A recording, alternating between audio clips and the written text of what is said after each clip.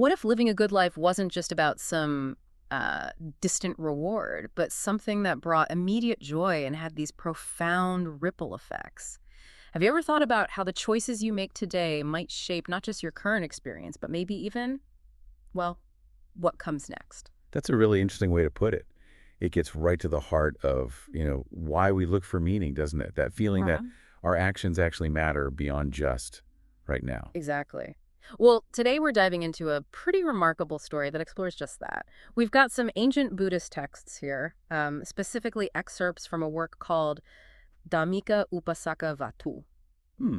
It sounds academic, maybe. A little, but it's basically a narrative. It's about this devoted layman, Dhammika, in ancient India. And let's just say his passing was anything but ordinary. Extraordinary is definitely the word. Yeah. This isn't your typical story of someone reaching the end.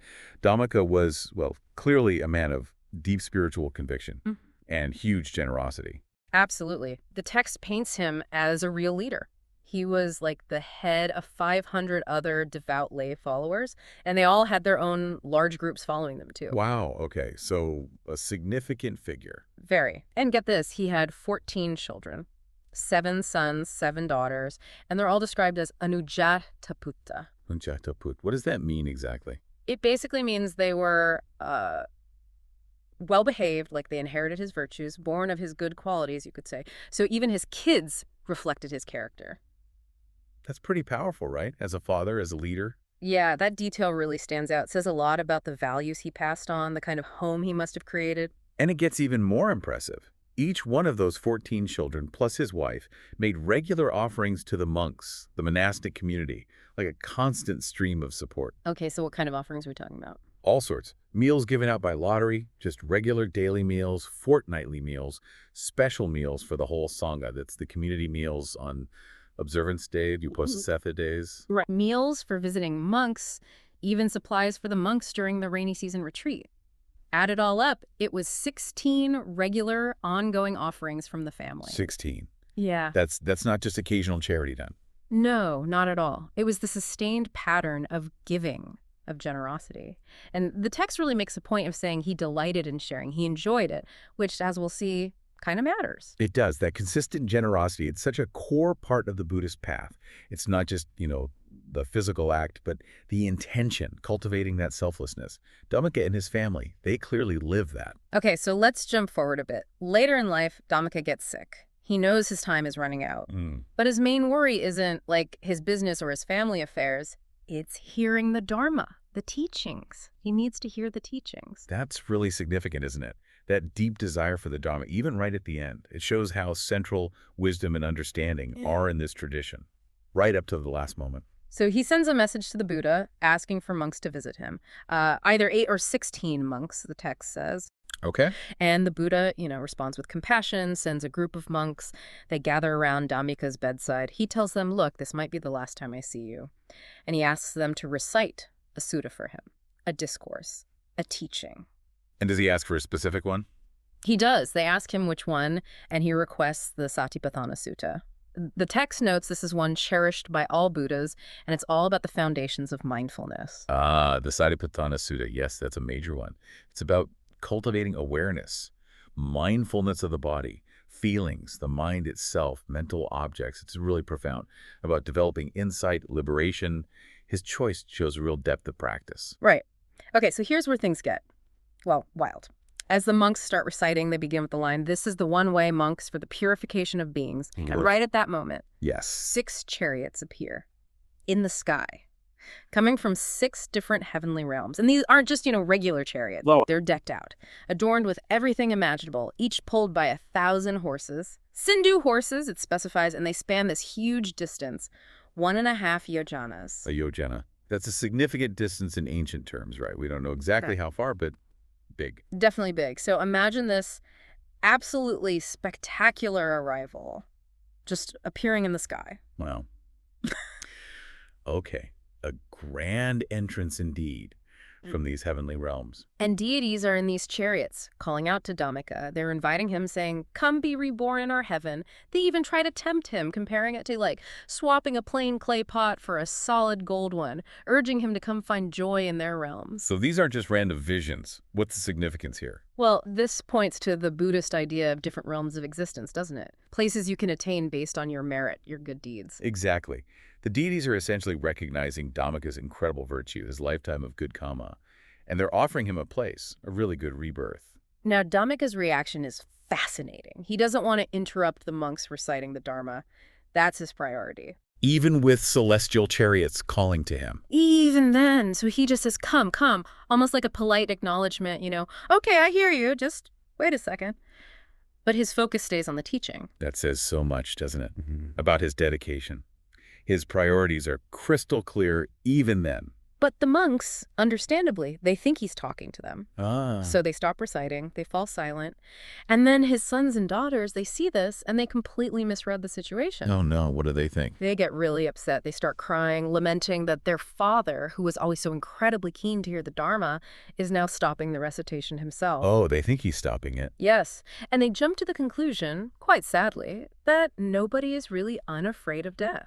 That even their devout father is scared now. Oh, that's heartbreaking. And so human. They're seeing him seemingly turn away from what he loved, and they assume it must be fear. A natural reaction, I suppose, to death's unknown. Totally natural, but completely wrong in this case. It just shows how our own perceptions can color things, especially when emotions are high.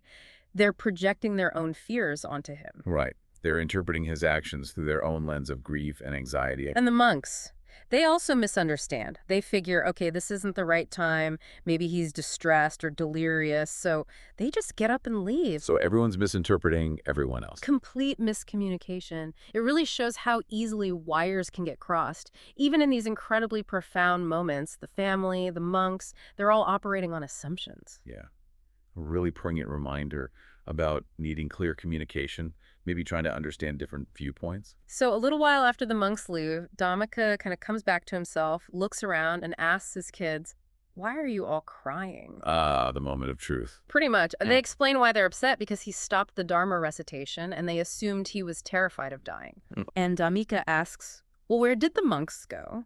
They tell him the monks left, saying it wasn't the right time. Then Dhammika clarifies everything. He says, I wasn't talking to the monks. He tells them the whole story. About the deities, the 6 heavenly realms, the amazing chariot standing right there in the sky, inviting him to be reborn with them. He says, I was the one talking to them. I said, come, come. Wow, imagine hearing that as his child. What they thought was fear was actually him dealing with the divine welcoming committee. Exactly. It completely flips the script on the whole scene. What a revelation for them. It totally reframes their understanding of his last moments. Absolutely. Now, his children, of course, they can't see these chariots. It's only Dhammika who perceives them. Right. So Dhammika asks, are there any garlands of flowers nearby? They say yes. Then he asks, okay, which heavenly realm is supposed to be the most beautiful? And what do they say? They reply that it's the Tusita heaven, which the text describes as the home of all bodhisattvas, those being set on becoming Buddhas, and also the mothers and fathers of Buddhas. Tusita. Yes, that holds a very special place in Buddhist cosmology. Bodhisattvas often choose to be reborn there just before their final life when they attain full Buddhahood. It's seen as a realm of great joy and, importantly, great spiritual progress. Makes sense. So Dhammika tells his children, take a garland and intend for it to reach the chariot that came from Tusita heaven. Then just throw it up into the air. Okay. What happens? They do it. They throw the garland, and it floats up and hooks itself onto the yoke of a chariot, just hanging there in midair. Ooh. Yeah. And the crowd that had gathered, a large crowd apparently, they can all see the garland hanging there, but they still can't see the chariot itself. So the garland acts like visible proof. Exactly. Tangible evidence of this divine event, something ordinary people could see, even if the actual celestial vehicles were invisible to them. That's a powerful image, isn't it? It really is. A physical sign of something spiritual happening. Dhammika points it out, asks his children, do you see the garland? They say yes, and he explains, that's hanging from the chariot from Tusita heaven. Then he announces, that's where I'm going, to Tusita heaven. He tells his children not to grieve. Instead, He encourages them to keep living well, follow the same principles he did, make merit. And he expresses the wish that they might be reborn there with him eventually. And with those words, Dhammika passes away and is immediately reborn in that chariot from Tusita heaven. Wow. So his final words aren't about fear or regret, but reassurance. And setting a path forward for his family, spiritually, it's such a picture of a peaceful, purposeful death. It really is a testament to a life lived well and the kind of peace that can bring. Definitely. The text then gives this vivid description of his immediate rebirth. Instantly, his new form arises in Tusita heaven. It says he's 3 gavutas tall. Another one of those ancient measurements. Yeah. Meaning very tall, presumably. Very tall, yeah. And adorned with decorations equal to 60 cartloads. Like unimaginable splendor. Okay. And he has 1,000 celestial nymphs attending him, and this incredible jeweled palace appears, spanning 25 yohanas. Just boom. Instant, grand, joyful rebirth. That imagery is clearly meant to convey the sheer magnificence and happiness of these heavenly realms, attained through merit. A powerful illustration of the results of his good actions. Totally. It's a strong statement about the consequences of consistent ethical living and generosity, according to this tradition. Indeed. Meanwhile, back at the monastery, the monks return.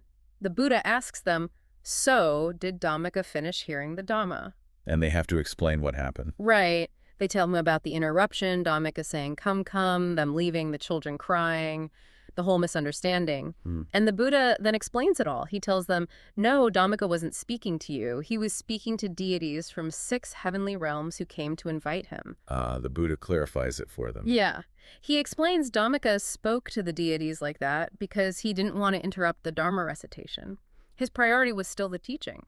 And the Buddha confirms, yes, Dhammika has indeed been reborn in the Tusita heaven. So that resolves the whole confusion and really underlines Dhammika's incredible focus on the Dharma, even in that moment. Exactly. Then the monks ask this really interesting, sort of poignant question. They ask, essentially, Dhammika lives so happily here among his family and friends. Is he now reborn somewhere even more joyful? That's a great question. What does the Buddha say? He affirms it, absolutely. He says that both lay practitioners, like Dhammika, and renunciates monks and nuns who are diligent, who practice well, they rejoice in all circumstances. In all circumstances. Yeah. And then he recites this verse. Here one rejoices, hereafter one rejoices. One who has done good rejoices in both existences. One rejoices and exults, having seen the purity of one's own deeds. That verse really captures it, doesn't it? A core teaching about karma action and its results. Wholesome actions lead to happiness, not just now, but later too. Precisely. The joy comes from recognizing the goodness, the purity of your own actions and intentions. Right. It connects our actions and consequences, both short-term and long-term. And the text elaborates on that verse. It says, one who has done good is someone who does wholesome things, reflecting, I haven't done bad things, I've done good things. That person rejoices in this life because of those good deeds, and then rejoices in the next life because of the results, the rebirth those deeds bring. So rejoicing in both existences. Okay, that makes sense. And it specifically circles back to Dhammika, saying that he, seeing the purity of his own life, his accumulated merit, just before he died, he rejoiced in this life. And now, having passed away, he rejoices greatly in the next life. So Dhammika becomes the prime example of this principle. His consistent goodness created the conditions for that amazing rebirth and all the joy that came with it. He truly embodies that idea. A virtuous life bears incredible fruit. Absolutely. And the story wraps up by saying that after the Buddha gave this teaching, inspired by Dhammika, many people in the crowd listening actually attained the first stage of enlightenment, sotapanna, or other spiritual breakthroughs. So the teaching, using Dhammika's life as this powerful example, was really beneficial, really transformative for people. It shows how one person's amazing life and, well, death can become this incredible source of learning and inspiration for so many others. Definitely. So, okay, to kind of wrap up this deep dive, Dhammika's story is just remarkable. His unwavering commitment to virtue, to generosity, to the Dharma, it led to these extraordinary events at his death and this incredibly fortunate rebirth in Tusita. Yeah, it really drives home the idea that our intentions, our consistent good actions, they have real weight, significant consequences. Some we might see, some may be unseen, at least for a while. It's a powerful illustration, isn't it, of those core principles of karma and its results. It gives you a lot to think about regarding the importance of living a meaningful, ethical life. Absolutely. It invites us to reflect on our own choices, the impact they have, and how our actions might be shaping our experience in ways we maybe don't always consider. Which brings us to our final thought for you, listening. Thinking about Dhammika's dedication, his life. Are there aspects of your own life, your own actions, that maybe deserve a closer look in light of this ancient wisdom? And what does that idea, rejoicing in both existences, what does that really mean to you personally? Yeah, that's a deep question. Something to really ponder. Definitely. We encourage you to take some time with that, maybe explore these Buddhist ideas about karma, rebirth, ethical living a bit more if it resonates. It's such a rich tradition, and stories like Dhammika's offer just a fascinating window into its insights.